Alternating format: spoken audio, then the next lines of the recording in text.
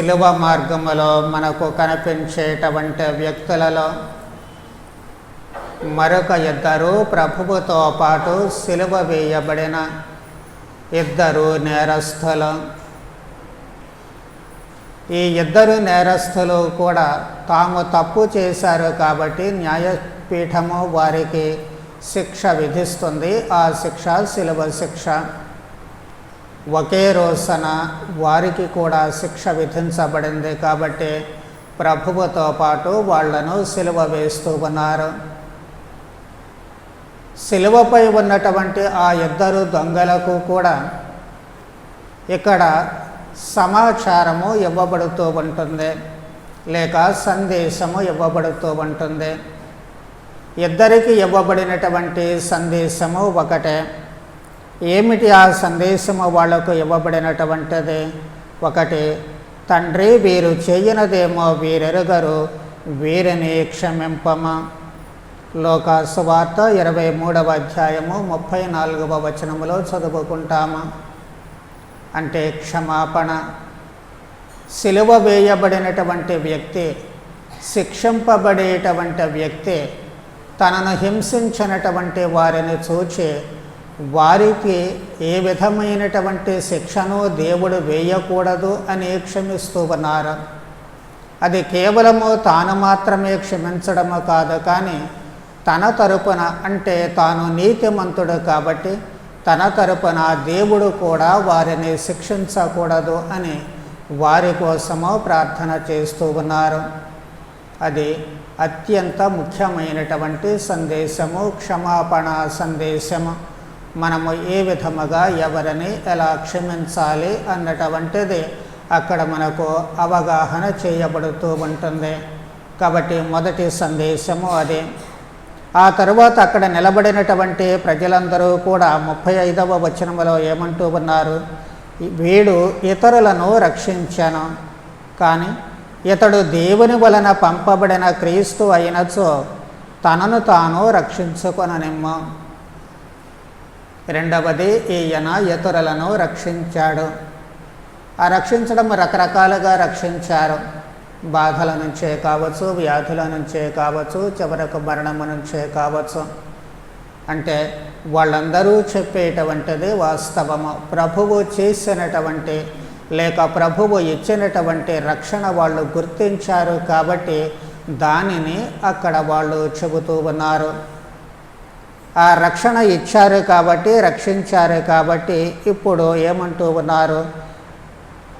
దేవుని వలన పంపబడిన క్రీస్తు అయినచో తనను తాను రక్షించుకొననిమ్ము. మరి ఇతరులను రక్షించినప్పుడు తనను తాను రక్షించుకోవాలి. రెండవదిగా దేవుని చేత పంపబడిన వాడు అని చెప్పుకుంటూ ఉన్నాడు కాబట్టి మరి ఈ సమయంలో ఇతరులను రక్షించగలిగినటువంటి వ్యక్తి ఇప్పుడు తనను తాను రక్షించుకోనేమో అని చెప్పేవాళ్ళు అవహేళన చేస్తూ ఉన్నారు. అంటే దానిలో సత్యం ఏమిటి అంటే ప్రభువు ఇతరులను రక్షించారు అనేటువంటిది వాస్తవముగా కనిపిస్తూ ఉంటుంది. 37వ వచనములోకి వచ్చినట్లయితే మరొక సందేశము, యూదుల రాజువైనచో నిన్ను నీవు రక్షించుకొనము. అంటే యేసు యూదుల రాజు అన్నటువంటి సత్యాన్ని కూడా, సందేశం కూడా అక్కడ ఇవ్వబడుతూ ఉంటుంది. ఆ తర్వాత అంటే ఈ సందేశము విన్నటువంటి ప్రముఖ వ్యక్తులు ఎవరు అంటే వీళ్ళిద్దరు దొంగలు. వీళ్ళిద్దరికీ సమానంగా ఈ సందేశం అందించబడుతుంది. వాళ్ళు వింటూ ఉన్నారు మౌనంగా, ఎందుకంటే ప్రభువు గురించి వాళ్లకు తెలియదు కాబట్టి ఆ ప్రజలు, సైనికులు చెప్పేటువంటి మాటల ద్వారా, వేసేటువంటి నిందల ద్వారా, చేసేటువంటి అవహేళన ద్వారా తమతో పాటు సిలువ వేయబడినటువంటి యేసు వ్యక్తిత్వము ఏమిటి అనేటువంటిది అక్కడ స్పష్టం చేయబడుతూ ఉంటుంది. అయితే ఇద్దరికీ ఒకే సందేశము వినిపించబడింది లేక విన్నారు. ఇద్దరూ ఒకే సందేశము విన్నప్పుడు వాళ్ళ స్పందన ఎలా ఉంది, వాళ్ళు ఎలా స్పందిస్తూ ఉన్నారు?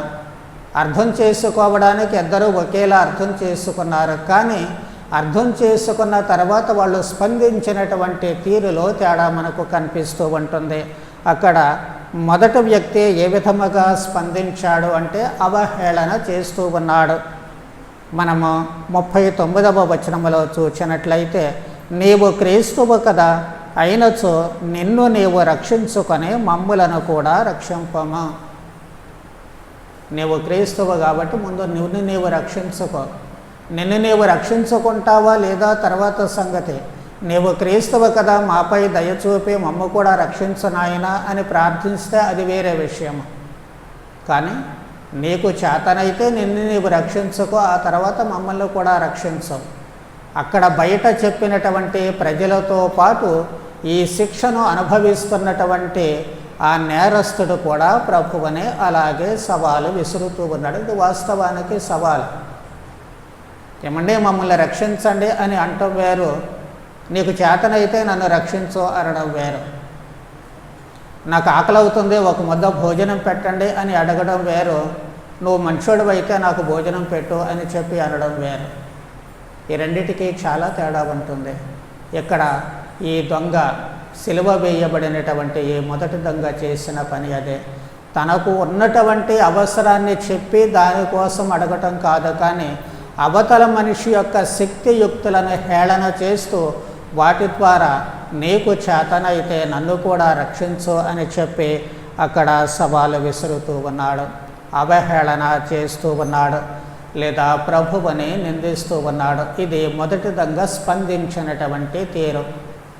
ఇక రెండవ దొంగ స్పందిస్తూ ఉన్నాడు. రెండవ దొంగ ఎలా స్పందించాడు? మొట్టమొదట నింద వేసేటువంటి తన సహచర దొంగను గద్దిస్తూ ఉన్నాడు. మొట్టమొదట చేసిన పని గద్దించడం. ఎందుకంటే ఆయన చేసే అవహేళన తప్పు కాబట్టి. ఆ తప్పును తప్పుగా సిలువలో ఆయన బాధలను పడుతూ కూడా తన సహచరుడు చేసేటువంటి మళ్ళీ ఆ చివరి తప్పును సరిచేయడానికి ఆయనను మొట్టమొదటిగా గద్దిస్తూ ఉన్నాడు. గద్దించి ఏం చెబుతూ ఉన్నాడు? నీకు దేవభయము లేదా? మనుషులంటే భయం ఎలాగూ లేదు కాబట్టి దొంగతనాలు చేస్తూ ఉన్నావు, నువ్వు నేను అదే పని చేస్తూ ఉన్నాము. మరి కనీసం దేవుడంటే నన్న భయం ఉండాలి కదా ఈ సమయంలో, ఎందుకంటే శిక్ష అనుభవిస్తూ ఉన్నాం కాబట్టి. నీకు దేవభయము లేదా? ఆయన గద్దించినటువంటి తీరు. ఇంకా ఏమంటూ ఉన్నాడు? నీవు కూడా అదే శిక్షను పొందుతున్నావు కదా.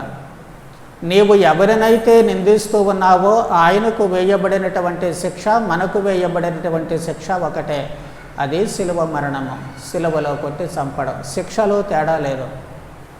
యేసుకే అదే శిక్ష, దొంగలకు అదే శిక్ష. ముగ్గురు అదే శిక్షను అనుభవిస్తూ ఉన్నారు.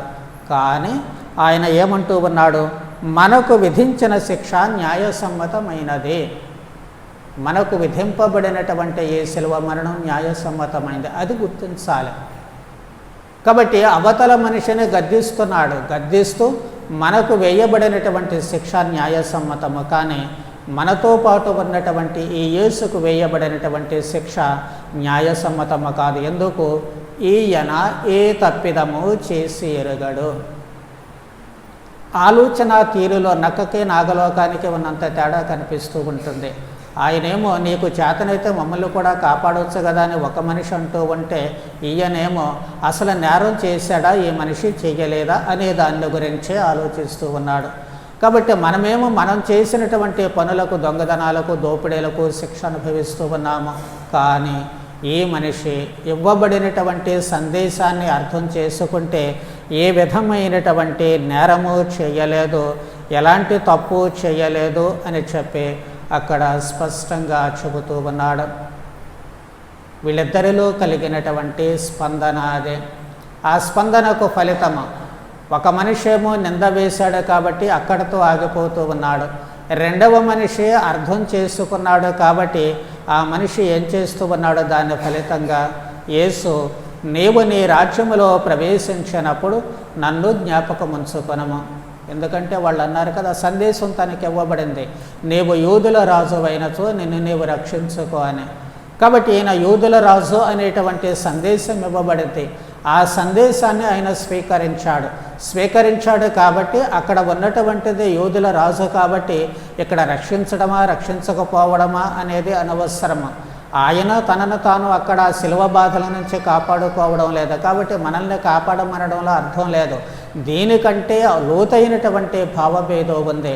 కాబట్టి నీవు నీ రాజ్యంలో నువ్వెందుకు ఈ శిలువ శిక్ష అనుభవిస్తున్నావో మాకు తెలియదు, నీ శక్తిని ఎందుకు ఉపయోగించడం లేదు అనేటువంటిది అర్థం కావడం లేదు. కానీ నీవు యూదుల రాజువ అని మాత్రము నేను విశ్వసిస్తూ ఉన్నాను. నీవు రాజువైను కాబట్టి అయితే అనడంలా, నువ్వు యూదుల రాజు అయితే అనడంలా, కానీ యూదుల రాజువు కాబట్టే నీవు నీ రాజ్యములో ప్రవేశించినప్పుడు నన్ను జ్ఞాపకం ఉంచుకో.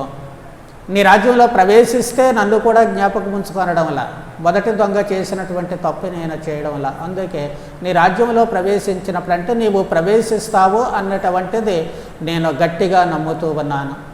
నాకు ఇవ్వబడినటువంటి సందేశం ప్రకారము నీవు యూదుల రాజు అని నమ్ముతున్నాను. కాబట్టి నీవు నీ రాజ్యంలో అడుగుపెట్టినప్పుడు నన్ను కొంచెం జ్ఞాపకం ఉంచుకో.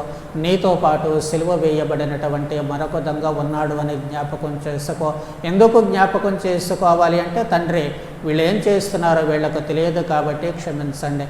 అంతగా బాధ పెట్టినటువంటి తన వైరులను, తన శత్రువులను కూడా క్షమించగలిగినటువంటి ఈ మనిషి దొంగతనాలు దోపిడీలు చేసినటువంటి నన్ను క్షమించలేడా? వీళ్ళనే క్షమించగలిగినటువంటి ఆ మహానుభావుడు నన్ను కూడా క్షమిస్తాడు. కాబట్టి నన్ను క్షమించు అనేటువంటి మాట లేక వాడడం లేదు. ఎందుకు అంటే ఆయన దృష్టిలో తాను ఆల్రెడీ క్షమాపణ పొందాడు. ఎందుకు పొందాడు అంటే ఆయన యూదుల రాజు అని ఈయన నమ్మాడు కాబట్టి, విశ్వసించాడు కాబట్టి, ఆ విశ్వాసమే ఆయన పలికినటువంటి ప్రభువు పలికినటువంటి మాటల ద్వారా తన పాపాలు పరిహరించాడు, లేక తనను క్షమించాడు అన్నటువంటిది నమ్ముతూ ఉన్నాడు. ఆ నమ్మకంతో నీవు నీ రాజ్యంలో ప్రవేశించినప్పుడు నన్ను జ్ఞాపకం చేసుకో అని చెప్పి అంటూ ఉన్నాడు. ఫలితంగా ప్రభువు ఏ సమాధానం ఇస్తూ ఉన్నారు? నేడే నీవు నాతో కూడా పరలోకంలో ప్రవేశించదవని నేను నీతో నిజముగా చెబుతూ ఉన్నాను. దాని ఫలితాన్ని ఆయన పొందాడు. ప్రభువుని అర్థం చేసుకొని, ప్రభువుని అర్థించినటువంటి తీరులో తను వెలుబుచ్చినటువంటి ఆ విశ్వాసము, ప్రభువు యూదుల రాజు అన్నటువంటి ఆ విశ్వాసము ఫలితము ఆయన కూడా ప్రభువుతో పాటు పరలోక రాజ్యములో ప్రవేశిస్తూ ఉన్నాడు. మరి ఈ రోజున మనందరికీ సందేశము ఒకటే ఇవ్వబడుతూ ఉంటుంది. మనము ఎవరమైనా కావచ్చు, ఎలాంటి స్వభావమైనా మనలో ఉండవచ్చు. మంచివాళ్ళమా, చెడ్డవాళ్ళమా, గొప్పవాళ్ళమా, పేదవాళ్ళమా అది అనవసరము. కానీ అందరికీ ఇవ్వబడినటువంటి సందేశము ఒకటే, ప్రభువు బోధించినటువంటి సువార్త. అదే సువార్తను గురువులు మనకు భావగర్భితంగా మనకు బోధిస్తూ ఉన్నారు. ఈ బోధించేటప్పుడు ఇది ఒకరి కోసం బోధించే సువార్త కాదు, ఇద్దరి కోసం చెప్పేటువంటి బోధన కాదు, అందరికీ చెప్పేటువంటి బోధన. అందరూ వింటూ ఉన్నారు, కానీ ఆ స్పందించేటువంటి తీరులో తేడాలు ఉంటాయి. మరి మనం ఏ వర్గానికి చెందినటువంటి వాళ్ళము? ఇక్కడ ఇద్దరు దొంగలు రెండు వర్గాలకు గుర్తుగా మనకు కనిపిస్తూ ఉన్నారు. మనం మనలను ఐడెంటిఫై చేసుకోవాల్సిందే, మనలను గుర్తించుకోవాల్సిందే. ఏమిటి అంటే మనము ఏ స్వభావము, మొదటి దొంగ స్వభావంలోనికి పోతున్నామా, ప్రతిదానిని అవహేళన చేసేటువంటి స్వభావంలోకి వెళుతూ ఉన్నామా, లేకపోతే ఇవ్వబడినటువంటి సందేశాన్ని అర్థం చేసుకొని, అవగాహన చేసుకొని మన జీవితాలకు అన్వయించి తద్వారా మనలో మార్పు అనేటువంటిది తెచ్చుకోవాలి. అదే మనకు రెండవ విధంగా ఇచ్చేటువంటి సందేశము. ఇవ్వబడినటువంటి సందేశాన్ని మనం అర్థం చేసుకోవాలి, అవగాహన చేసుకోవాలి. అంతటితోటే కాదు, ప్రతి ఒక్కళ్ళము మన జీవితాలకు అన్వయించుకోవాలి. చాలాసార్లు కొంతమంది చెబుతూ ఉంటారు, స్వామి ఈరోజు మీరు ఇచ్చిన ప్రసంగము నాకే చెబుతూ ఉన్నట్లుగా ఉంది. అది అంటే చెప్పబడే సందేశము ఒకటే, కానీ ఎవరికి ఎక్కడ ఏది అవసరమో అనేటువంటిది మీరు అన్వయించుకునేటువంటి తీరులో ఉంటుంది. అన్వయించుకోవడం దేనికి అంటే రెండిటి కోసము. ఒకటి పాపక్షమాపణ, అంటే మనస్సు మార్చుకొని ప్రభువైన యేసు ద్వారా పాపక్షమాపణ పొందడము. రెండవది నిత్య జీవానికి అర్హులము కావడము. ఏ విధముగా మంచిదంగా అక్కడ ప్రభువుని అర్థించినప్పుడు నేడే నీవు నాతో పరలోకములో ఉంటావని చెబుతూ ఉన్నారో, మన అంతరాత్మలో ప్రభువైన యేసు కూడా మనలో వచ్చినటువంటి ఆ మార్పును గమనించి మనకు పాపక్షమాపణ దయచేసి ఇదిగో నీవు కూడా నాతో పరలోకములో ఉంటావు అన్నటువంటి అభయాన్ని ప్రభువు మనకు ఇవ్వగలగాలి. మరి రెండవ దొంగ వరకు వచ్చేసరికి ఆయన అపహాస్యం చేశాడు. అపహాస్యము చేసినటువంటి మనిషిని పట్టించుకోవాలా ప్రభువు. కాబట్టి మనము ఈ సందేశాన్ని స్వీకరించినప్పుడు దానిని మనము ఒకవేళ అపహాస్యం పాలు చేస్తే, లేక ఈ చెవిలో విని ఆ చెవిలో వదిలివేస్తే, లేక మన ఇష్టము వచ్చినట్లుగా మన పనిలో మనం నిమగ్నమై అసలు ఆ సందేశాన్ని మనము వినకుండా వదిలివేస్తే, ఇలా ఆ సందేశాన్ని నిర్లక్ష్యము చేసి ప్రభువుని అవహేళన చేస్తే, మన మాటల ద్వారా కానీ మన ప్రవర్తన ద్వారా కానీ దేవాలయంలో లేక దివ్య పూజలో ప్రభువుని అవహేళన చేస్తే ప్రభువు మన మీద కోప్పడతారని మనమే అనుకోవడం అవసరం లేదు. ప్రభువు మౌనంగా ఉంటారు. ఇదిగో ఈ దొంగను ఏ విధముగా మౌనంగా వదిలివేశారో అలాగే మనలను కూడా మౌనంగా వదిలివేస్తారు. యోధా ఇస్కారియోతును ఏ విధంగా మౌనంగా వదిలివేశారో మనలను కూడా అలాగే మౌనంగా వదిలివేస్తారు. చివరకు ఏమవుతూ ఉంటుంది? ప్రక్కనే ఉన్నారు ప్రభువు, కానీ పరలోకములో ప్రవేశించలేకపోయాడు. ప్రక్కనే ఉన్నారు ప్రభువు, రెండవ మనిషి ప్రభువుతో పాటు పరలోకములో ప్రవేశించాడు. అలాగే అందరము ఒకే దేవాలయంలోకి వస్తాము, అందరము అదే ప్రభువైన యేసుక్రీస్తును స్వీకరిస్తాము, అందరము అదే ప్రార్థన చేస్తూ ఉంటాము, అందరము అదే ప్రభువుతో ఏకమవుతూ ఉంటాము. కానీ కొందరు పరలోక రాజ్యానికి వెళ్ళలేరు, కొందరు అలాగే మిగిలిపోతారు. కాబట్టి మనము అప్రమత్తంగా ఉండాలి. మనము మిగిలిపోయినటువంటి వాళ్ళ జాబితాలో ఉండకూడదు. ఒకసారి సత్యోపదేశ సంక్షేపము క్లాసులో టీచర్ గారు పిల్లల్ని ఒక మాట అడిగారు. మీలో ఎవరు మోక్షానికి వెళ్ళడానికి సిద్ధంగా ఉన్నారు అని చెప్పి, మోక్షానికి వెళ్ళడం అంటే ఎవరికి ఇష్టమో చేతులెత్తండి అన్నారు. గబగబా అందరూ చేతులెత్తారు. ఒక కుర్రవాడు మాత్రం చేతులెత్తల. ఏదో అక్కడ ఉన్నటువంటి ఆ పుస్తకాలతో వాటితో ఆడుకుంటూ ఉన్నాడు. బహుశా టీచర్ చెప్పినటువంటి మాటలు వినలేదేమో, అందుకని చెప్పి ఆ కుర్రాడు చేతులెత్తల. టీచర్ గారు చెప్పారు, సరే దించండి అని రెండవ ప్రశ్న వేశారు. నరకానికి వెళ్ళడానికి ఎవరు ఇష్టపడుతున్నారో చేతులెత్తండి అన్నారు. ఈ కుర్రాడు అప్పుడు దాకా ఆడుకుంటున్నాడు కదా, వీళ్ళందరూ చేతులెత్తారు. ఎప్పుడైతే చేతులెత్తడం చూశాడో గబగబా తేరుకొని ఈ రెండో ప్రశ్న వేసినప్పుడు అందరికంటే ముందు నేనే చేతులెత్తుతాను అనుకొని ఆ ప్రశ్న ఏంటో కూడా విన్నాడో లేదో తెలియదు, గబగబా చెయ్యెత్తేశాడు. మనం కూడా అలాగే అవుతాము. సందేశాన్ని సరిగా వినకపోతే, సందేశాన్ని సరిగా అన్వయించుకోకపోతే ప్రభువుతో ఉంటాము, ప్రభువుతో కలిసి ఉంటాము, ప్రభువుతో ఏకమవుతాము, కానీ ప్రభువుతో పాటు పరలోకములో ప్రవేశించేటువంటి అర్హతను పోగొట్టుకుంటాము, లేక అవకాశాన్ని పోగొట్టుకుంటాము.